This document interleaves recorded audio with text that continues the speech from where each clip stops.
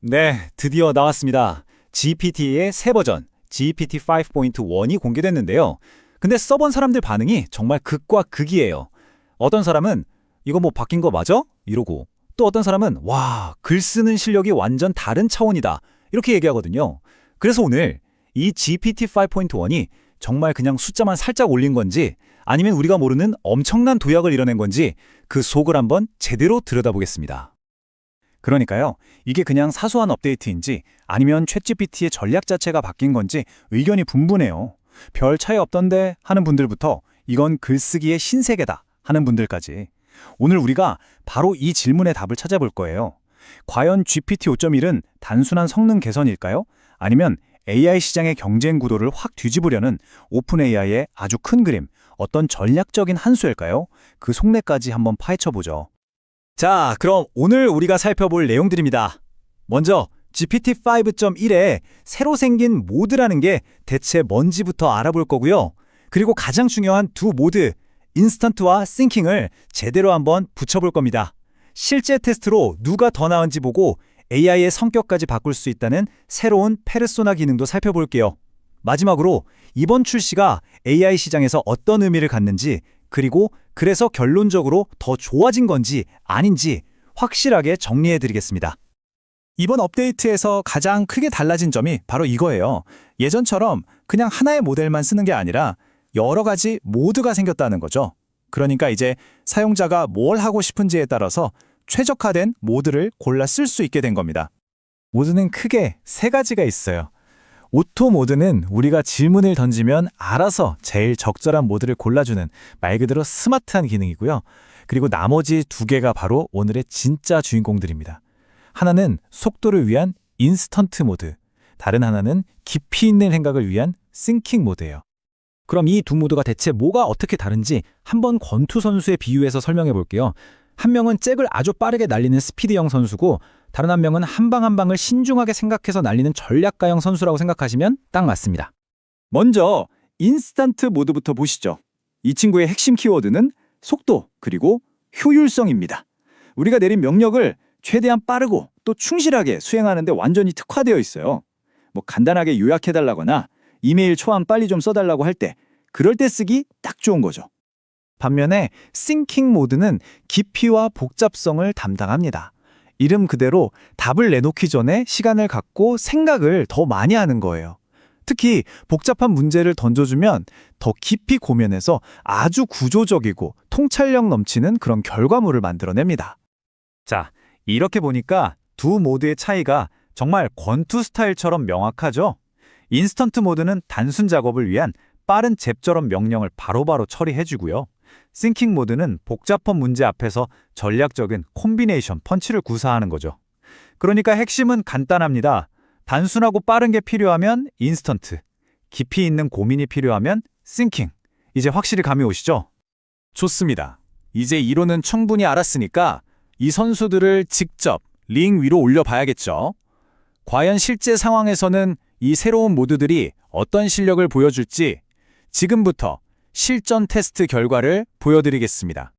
테스트 질문은 아마 많은 분들이 한 번쯤은 다들 궁금해 하셨을 법한 걸로 골라봤어요. 바로 생성형 AI로 어떻게 하면 일 더 잘하고 돈도 벌 수 있을까 하는 아주 현실적인 질문이죠. 과연 GPT 5.1은 이 질문에 어떤 대답을 했을까요? 그런데 뭐 혼자 잘하는 건 의미가 없잖아요. 진짜 실력은 강력한 라이벌이랑 붙어봐야 아는 거죠. 그래서 요즘 글쓰기 분야에서 가장 강력한 경쟁자로 꼽히는 엔트로픽의 클로드 4.5와 정면 대결을 시켜봤습니다. 그리고 공정한 심판 역할은 구글의 제미나이 2.5 프로에게 맡겼어요. 자, 심판 제미나이의 판정이 아주 흥미롭습니다. 클로드의 글은 마치 친한 선배가 자기 경험을 나눠주는 경험 공유형 블로그 같다고 했고요. GPT 5.1의 글은 딱딱 맞아떨어지는 전문가 칼럼 같다고 분석했어요. 그러니까 둘 다 잘 썼는데 스타일이 완전히 달랐다는 거죠. 그리고 제미나이가 최종적으로 GPT 5.1에 손을 들어주게 만든 결정적인 한 방이 바로 이 문장이었습니다. 결국 생성형 AI 시대에 살아남는 방법은 AI를 잘 쓰는 사람이 되는 것이 아니라 AI에게 시킬 일을 잘 고르는 사람이 되는 것이다. 와, 이 문장 하나가 정말 깊은 통찰력을 준다고 평가했어요. 글쓰기 능력이 단순히 글을 잘 쓰는 걸 넘어서 생각의 깊이까지 달라졌다는 걸 보여주는 거죠. GPT 5.1의 변화는 이게 다가 아닙니다. 단순히 성능만 좋아진 게 아니고요.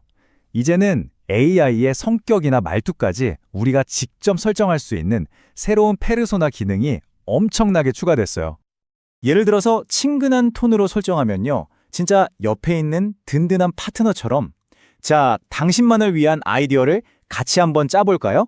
하면서 엄청 적극적으로 나와요. 예전보다 훨씬 더 구체적이고 다양한 아이디어를 막 던져주는 게 인상적이더라고요. 와, 근데 이건 진짜 재밌습니다. 바로 냉소적인 톤인데요. 말투가 좀 퉁명스러워요. 저니까 특별히 알려주는 건데 이런 식으로요. 근데 이게 오히려 뼈를 때리는 현실적인 조언을 해줍니다. 진짜 돈 되는 길은 따로 있다. 돈 버는 사람과 못 버는 사람의 차이는 결국 소비하느냐, 창작하느냐의 차이다. 같은 이런 직설적인 말이 오히려 정신 번쩍 들게 할 때가 있잖아요. 자, 그럼 이런 질문을 한번 던져봐야 합니다. 오픈 AI는 왜 하필 지금 이 시점에 GPT-5의 원을 내놨을까요? 이게 단순히 모델을 업그레이드한 걸 넘어서 뭔가 더 큰 그림이 있다는 분석이 나오고 있거든요. 지금 시장에서는 크게 두 가지 시나리오를 보고 있어요. 첫 번째는 곧 나올 구글의 제미나이 3.0을 견제하기 위한 섬제 공격이라는 분석. 그리고 두 번째는 글쓰기 능력에서 무섭게 치고 올라오는 클로드와의 격차를 확실하게 벌려서 시장의 주도권을 다시 꽉 잡으려는 정면 도전이라는 해석입니다. 자, 이제 오늘 나눈 이야기들을 모두 종합해서 마지막 질문에 대한 답을 내려볼 시간입니다. 그래서 결론적으로 GPT 5.1 정말 더 좋아진 게 맞을까요? 정리해보면 장점과 단점이 아주 명확합니다. 글쓰기 품질이 눈에 띄게 좋아진 거, 그리고 목적에 따라서 모드를 나눠 쓸 수 있다는 건 정말 큰 장점이죠. 하지만 커뮤니티 반응이 여전히 엇갈리고 또 객관적인 성능 지표인 벤치마크 점수를 이례적으로 공개하지 않았다는 점은 좀 아쉬워요. 아무래도 경쟁사를 의식해서 좀 서둘러서 출시한 거 아닌가 하는 느낌을 지우기가 어렵습니다. 결국 GPT 5.1은 우리에게 더 많은 선택지와 더 높은 수준의 결과물을 주는 분명히 의미 있는 한 걸음이라고 볼 수 있습니다.